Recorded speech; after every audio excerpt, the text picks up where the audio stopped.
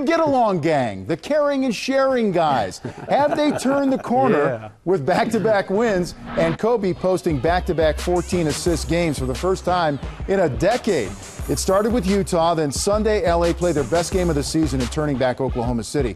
And they look, dare I say, like a contender.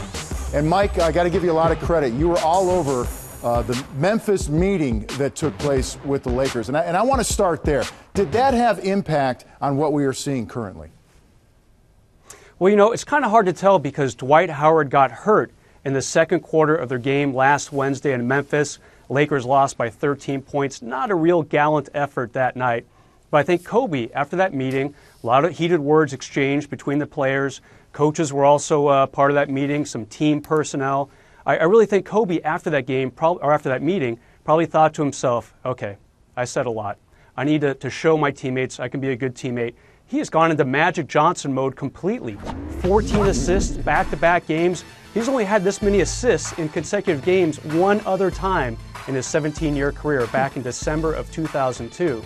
I think Kobe said, hey, I've got to show my teammates I can be a good teammate, but can he keep it up? That is the huge question here in Los Angeles right now. Yeah, and that's what I wanted to ask you, Sekou.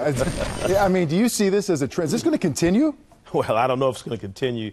You heard Brett say it. One time in 17 years with back-to-back games like this in terms of, you know, sharing the basketball. The tough part for me watching the Lakers right now is how much of this is a reaction from that meeting and how long does it last? I mean, they haven't been able to sustain anything in particular all season. I mean, Dwight Howard's in and out of the lineup.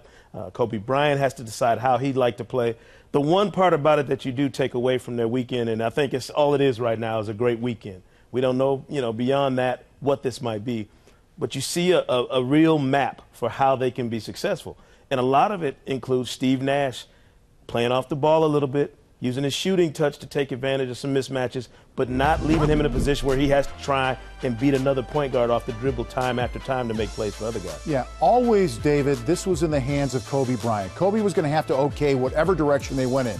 I'll ask you, well, what's your read on where the Lakers have been this weekend and where they are going? Well, look, I think that they have opportunities now. Their schedule's a little light the next week or so. Until they come east, they've got, I think, New Orleans and Charlotte. They've got some games that they should win. And if they get on a roll and win 4 or 5 in a row, then maybe this sort of thing starts to really take root in their collective, you know, psyche. But until they do that, until they show that they really are kind of on a roll, I think it's hard for me to see that this group is going to be able to come together.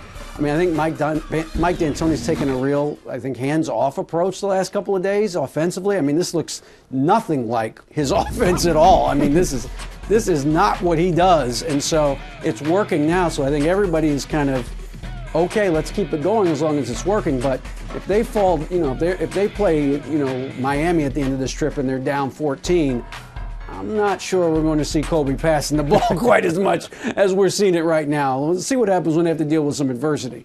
Yeah, we showed that stretch of games coming up for the Lakers, and they really can make a pretty good move before the All-Star break. Mike, who benefits most from this new change in style? Which of the Lakers benefits the most? Well, you know, I think it's all of them on defense. Dwight Howard seems happier. He's getting a few more touches on offense.